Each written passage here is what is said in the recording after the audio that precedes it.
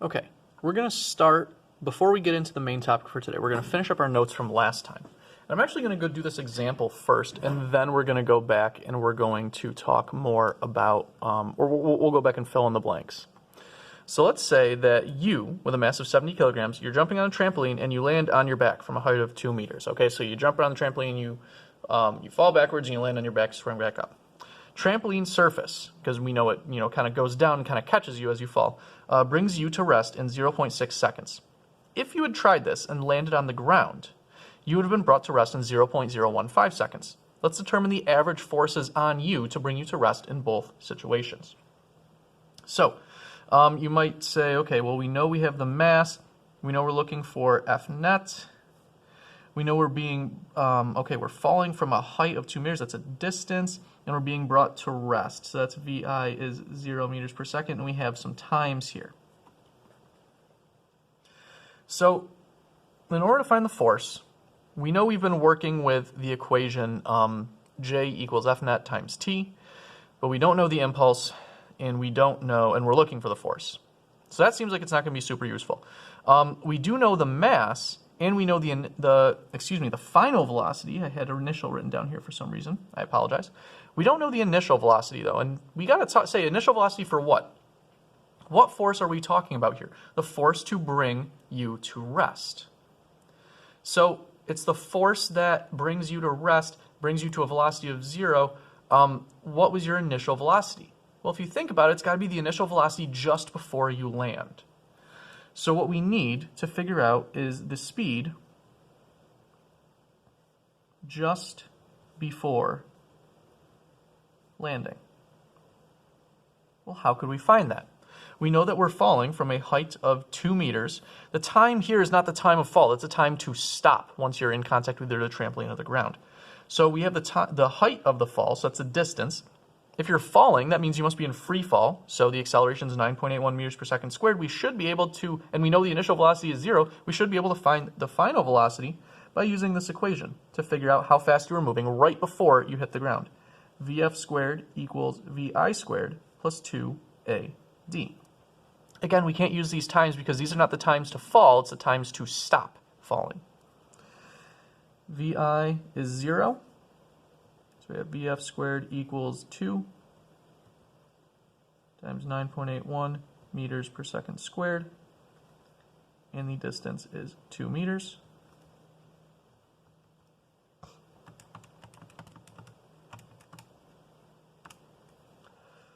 Your final velocity just before hitting the ground, or the trampoline in either case, is 6.26 meters per second squared.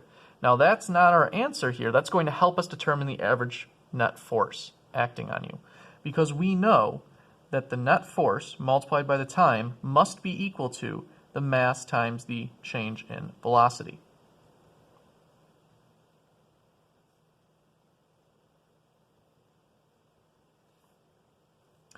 The final velocity is going to be 0. Let's do the trampoline case first. F net times 0.6 seconds equals 70 kilograms. In this case, times negative 6.26, the negative from this equation. And that means that our net force is equal, let's see, 70 times 6.26 negative divided by 0.6.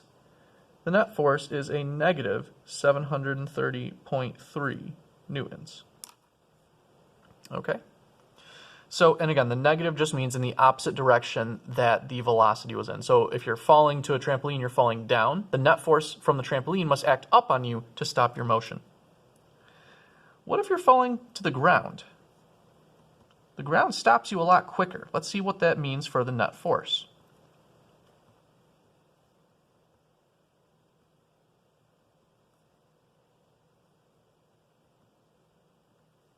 Again, the final velocity is 0. Matter of fact, interestingly, everything on that right-hand side is going to be exactly the same. 0.015 seconds. Yeah, everything on that right side is going to be the same. We still have a mass of 70 kilograms. The final velocity in both cases was 0, and the initial velocity right before hitting the ground was negative 6.26 meters per second. Again, Up here we said over here we said the initial velocity was 0 because this is where this is when the person was falling from a height of 2 meters. The final velocity here is the final velocity just before they start to hit the surface of the trampoline or the ground. That then becomes the initial velocity because here, in these two calculations, we're concerned only with the stopping part, not the falling part. Now if we calculate the net force, 70 times 6.26, it's a negative, divided by 0.015, we end up with negative 29,213.3 newtons. Look how much bigger that is. Okay, that's huge compared to the original force, to the force that the trampoline exerts on you. And this goes to show why we don't want to fall and land on the ground from a height of 2 meters, because it's a much bigger force, and that bigger force, really what it correlates to, is a much higher chance of injury. I'm pretty sure this is above the level of force required to break bones. So you don't want to do this. You don't want to stop on the ground. If you're landing like this, your spine, there's a good chance that you're going to injure yourself. Higher chance of injury. We don't want that. Okay? So the lower the force on you for stopping, the better, generally. Something else interesting here, though. We said that the right-hand side was always equal, m delta v, because we had the same mass and the same change in velocity, same initial, same final velocity. Well, since all those things were the same, and since I really could have, I could have wrote j equals f naught times t equals f, or m change in, or delta v, doesn't the right-hand side always being the same imply that the impulse is always the same? It absolutely does.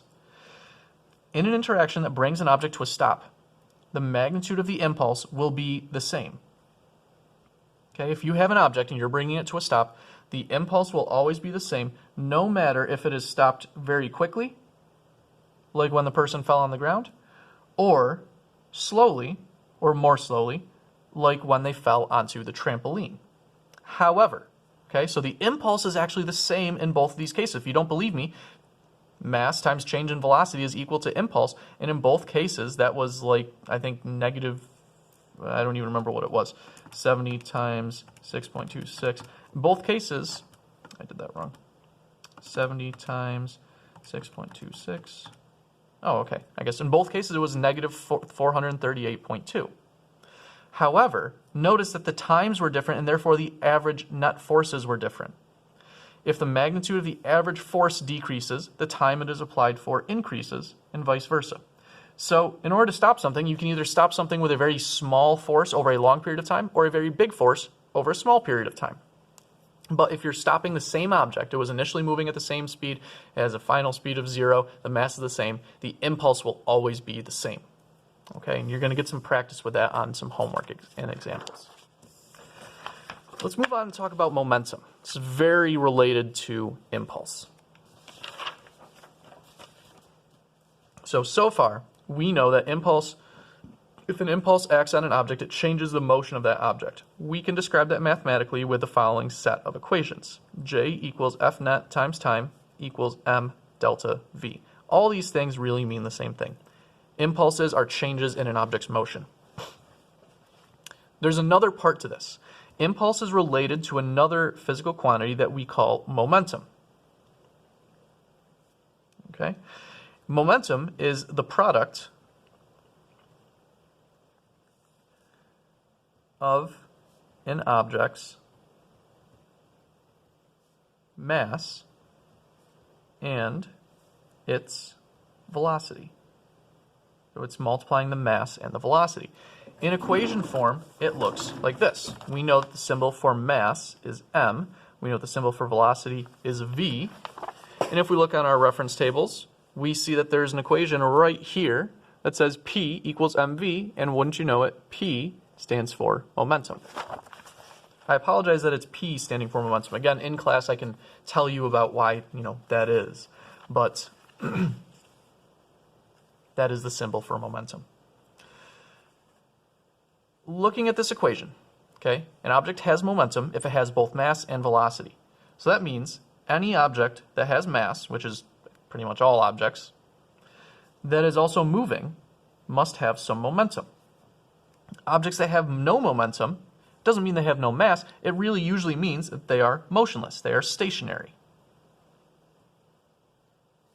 Since velocity is a vector, momentum is also a vector. So the direction is very important. The units, let's see, mass is measured in kilograms. This is measured in meters per second. The units are kilograms times meters per second, which should look familiar because we just had those units. They're the same as the units for impulse. Is that a coincidence? No, it's not a coincidence at all. You look at the two equations above. Look at this. M delta V equals impulse. M times V equals momentum. The only difference between these two is we have a delta, okay, a delta V. If you think about it, the way to change an object's momentum should be to change its velocity. So it should be clear that in impulse, which is symbolized by J, is simply a change in an object's momentum. So another way to write an impulse is to say it's a change in momentum, change in P. Or you could say M delta V, which is right up here. Impulse is a change in an object's momentum. Okay, I like to introduce impulse first because it correlates back to force and all that stuff. But an impulse is simply a change in momentum. If momentum is M times V, and impulse is M delta V, that means an impulse is just a change in the momentum. If you give something an impulse, its speed will change, its velocity will change. The delta, you might be wondering, why does the delta go before the V instead of before the MV? A force acting on an object doesn't change the object's mass. Remember, mass is just how much matter is inside the object. Does not change the object's mass. Instead, what does it change? The velocity.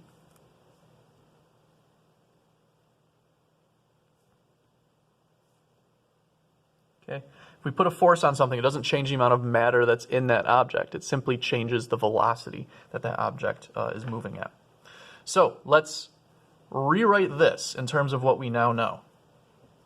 This is going to relate impulse and net force, time, mass, change in velocity, and momentum. If we read across, and it's pretty much the same thing on our reference tables, except they stop with delta P. I like to go one step further. And the impulse on an object is equal to the net force multiplied by the time. We also know that it must be equal to the mass times the change in velocity. And what we have just seen is an impulse is equal to a change in momentum. Okay? Impulse is not the same thing as momentum. It is equal to a change in the object's momentum. Okay? Impulse equals change in momentum. That's really important for you to understand. So, any moving object with a mass has some momentum because it's moving, it has a velocity. What causes an impulse? Well, an impulse is caused by a net force, a net external force. Some net force that acts on the object. And an impulse, therefore, causes a change in momentum.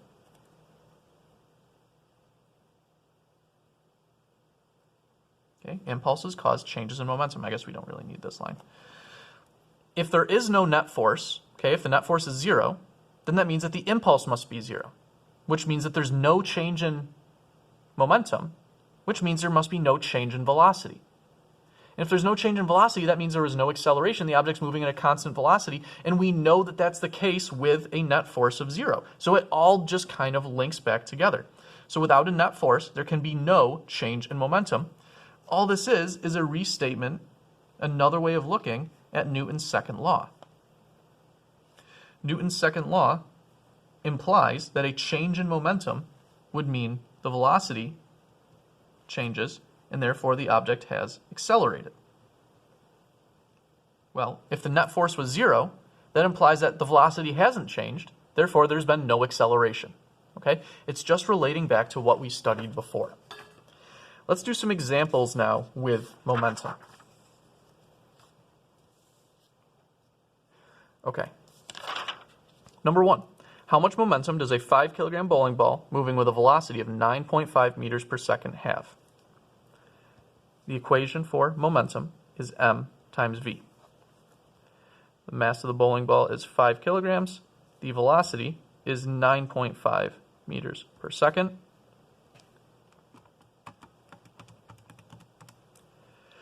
Therefore, the momentum is 47.5 kilograms times meters per second.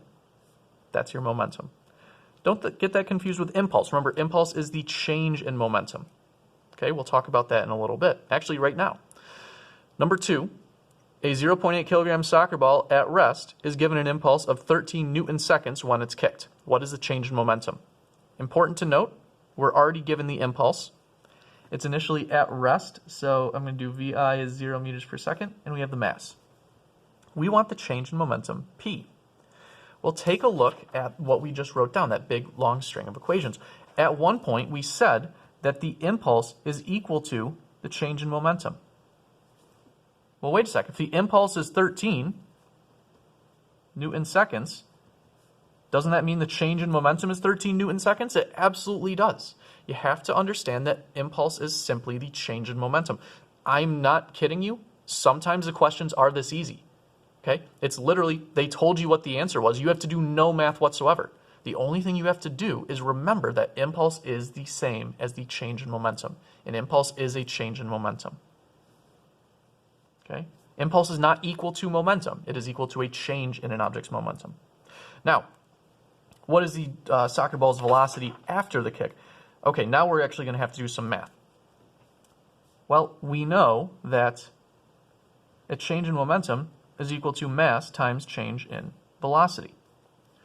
We want the velocity after the kick, so this is really m vf minus vi. We know that vi is 0, so I'm going to show that and cross it off. So I'm going to plug in 13 Newton seconds equals, let's see, the mass is 0.8 kilograms times vf, the final velocity. The velocity after the kick is 13 divided by 0.8, 16.25 meters per second. Now I want to make a point. Could you have done this without invoking all this momentum and impulse stuff? Yeah, but this is just, it's like a shortcut, okay? I'm teaching you just another way of looking at things. You could have done this by, well, maybe you could. We could have used the impulse to find, let's see here. No, I guess you really couldn't have done this one, given what you know. I suppose you could say, what's the soccer ball's velocity after the kick? Well, we could know that if we knew the net force and the mass, which would allow us to find the acceleration, and then if we knew the time that the ball was being kicked for, we could use that, and we could find the final velocity. This is just another way of doing things, okay? Based on what we're given, it made more sense to use impulse and momentum here. Matter of fact, now we're going to go back and find the net force acting on the ball. What was the force on the ball if the ball was in contact with the foot for 0.22 seconds? Well, remember, impulse is equal to F net times t. The impulse was 13 Newton seconds. The net force is what we're looking for. The time is 0.22 seconds. Therefore, the net force is 59 newtons. That was the force with which the ball was kicked. Okay, so that is one way to do it. You could have used F net times t equals m times delta v. There's a number of ways you could have solved this as long as you're using that kind of long equation that relates the four things together. J equals F net times t equals m delta v equals delta p. You could use any parts of that you want to get to your answer. Number 3. A 6 kilogram coconut takes 1.3 seconds to fall to the ground from the branch it was growing on. What was the impulse given to the coconut by the force of gravity as it fell? Okay, so if the coconut is in free fall, let me sketch out a free body diagram for you over here. Coconut, and let's do down as the positive direction since coconut's falling down. It's always good to line up your axis with the direction of acceleration. Well, in this case, in the y direction, the net force is equal to Fg. So if we want the impulse given to the coconut, I know how much time it took the coconut to fall, so I can just do this. if Fg is equal to mg, and Fg was the net force, then the impulse in this case is simply equal to mgt. And I can say mg because I did all this work over here to show that that's equal to the net force. So the impulse is equal to the 6 kilograms multiplied by 9.81 meters per second squared times a time of 1.3 seconds. Therefore, the impulse is equal to 76.5 kilograms times meters over seconds, or newtons times seconds if you prefer that. There's your impulse. What was the coconut's final velocity just before it hit the ground? Well, since I know the impulse, I know impulse is equal to m delta v, which is equal to m v final minus v initial. Coconut presumably fell from rest. Okay, coconuts aren't moving usually before they fall from trees, so that's 0. Impulse equals the mass. Oh, no, we know the impulse. Sorry.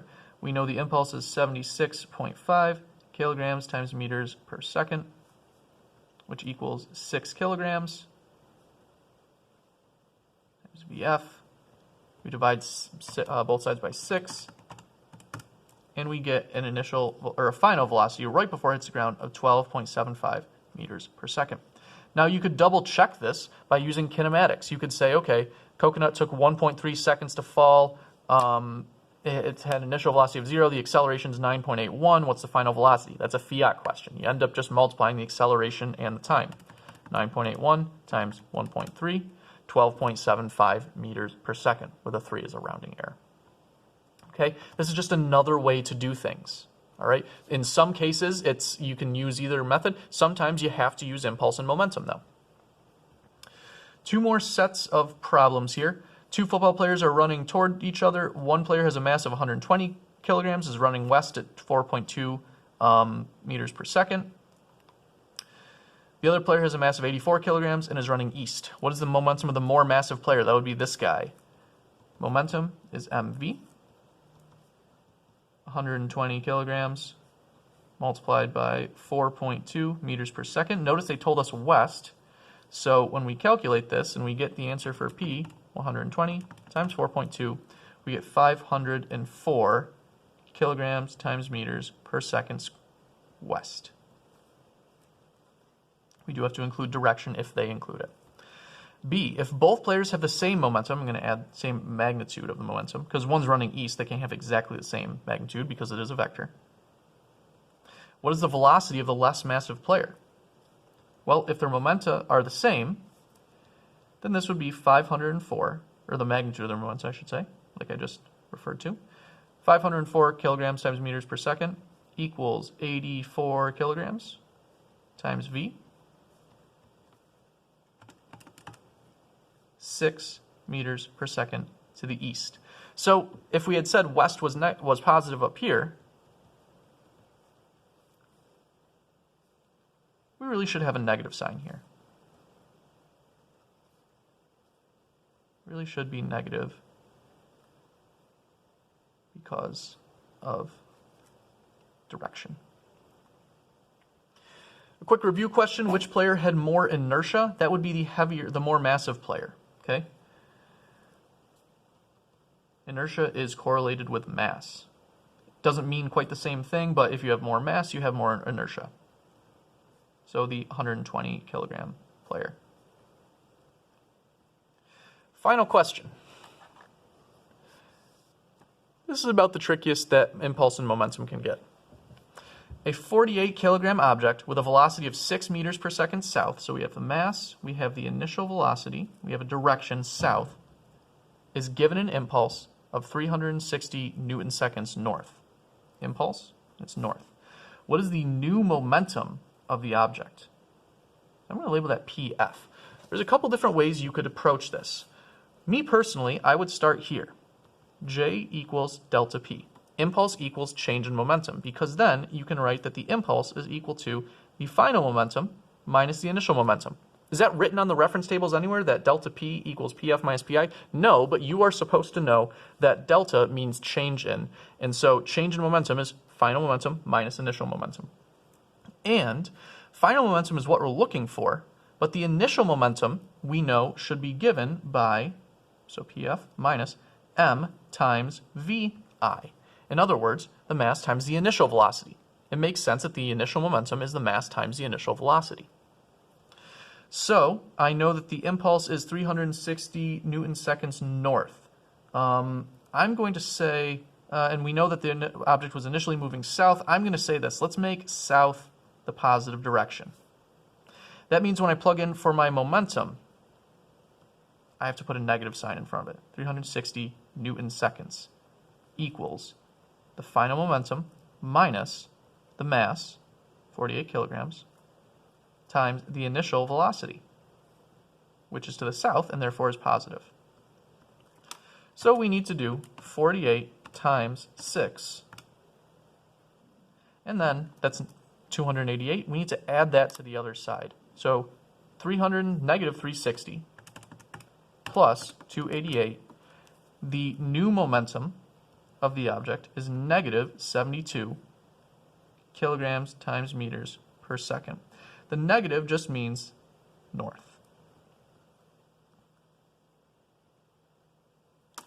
Okay. So are there other ways that this could have been done? Yes. There's absolutely other ways that you could have done this. You could have, let's see here. Yeah, we could have done all these calculations separately instead of writing them out all in one line. We could have found the initial velocity, or excuse me, we could have found the initial momentum separately and then found the change in momentum and linked that back to the impulse. There's a bunch of different ways we could have done this. This is just the way that I chose to do it. Okay, this is about as tricky as a question like this with impulse and momentum can get. We're going to do another topic in this unit called conservation of momentum. That is, I guess there's more work involved there, but people usually think that's a little bit easier. Okay, the big thing here is write out the variables that you have, look back at this equation, and use it to figure out whatever you may need. Okay, next video we'll talk about conservation of momentum. I'll see you later.